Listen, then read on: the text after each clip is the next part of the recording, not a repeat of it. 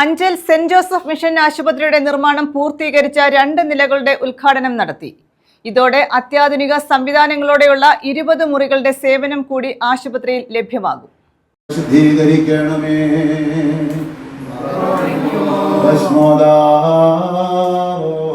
Anchal saint Joseph mission ആശുപത്രിയിൽ നിർമ്മാണം പൂർത്തീകരിച്ച 2 നിലകളുടെ ഉദ്ഘാടനം നടത്തി.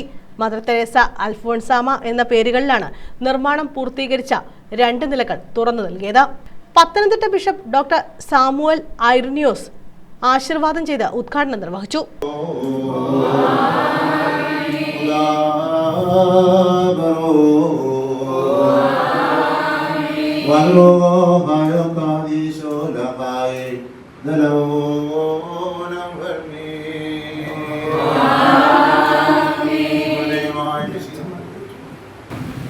നാം എല്ലാവരും വളരെ സന്തോഷത്തോടും അഭിമാനത്തോടുമാണ് ഇവിടെ ആയിരിക്കുന്നത്.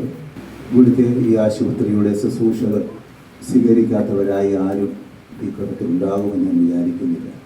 അതുകൊണ്ട് തന്നെ നമുക്ക് പ്രത്യേകമായ ഒരു സന്തോഷം ഈ ഭവനത്തിലായിരിക്കുമ്പോൾ ഉണ്ട്. 72 വർഷം മുമ്പ് ഈ പ്രദേശം എങ്ങനെയായിരുന്നു എന്ന് പഴയ തലമുറയ്ക്കറിയാം. ഞാനിവിടെ ആയിരിക്കുമ്പോൾ പലപ്പോഴും നാനാജാതി മതസ്ഥരായ മാതാപിതാക്കളും സഹോദരങ്ങളും അതേപ്പറ്റി പങ്കുവച്ചിട്ടുണ്ട്. ഒരു സൗകര്യവും ഒരു സന്ദർഭം ഈ അഞ്ചൽ ജംഗ്ഷനിൽ ഒരു തണൽ മരവും ഒരു ചായക്കടയും മാത്രമേ ഉണ്ടായിരുന്ന ഒരു കാലഘട്ടം. സാധാരണക്കാരായ ആളുകൾക്ക് ഏതെങ്കിലും രീതിയിലുള്ള ചികിത്സകൾ ലഭിക്കുന്നതിന് ഒരു സൗകര്യവും ഇല്ലാതിരുന്ന ഒരു കാലഘട്ടത്തിൽ മേരി മക്കൾ സന്യാസിനി സമൂഹം ഇവിടേക്ക് കടന്നു വന്ന് ഇവിടെ ആരംഭിച്ച ചെറിയൊരു ക്ലിനിക്ക്, അത് ഭവന സന്ദർശനങ്ങളിലൊക്കെ രോഗാവസ്ഥയിൽ കഴിയുന്ന പാവപ്പെട്ടവർക്ക് സഹായം ചെയ്യുക എന്നുള്ളൊരു ലക്ഷ്യത്തോടെയാണ് ആരംഭിച്ചത്. ദൈവത്തിൻ്റെ പദ്ധതിയായിരുന്നു. സാവകാശം അത് വളർന്നു, അതിനെ വളർത്തി.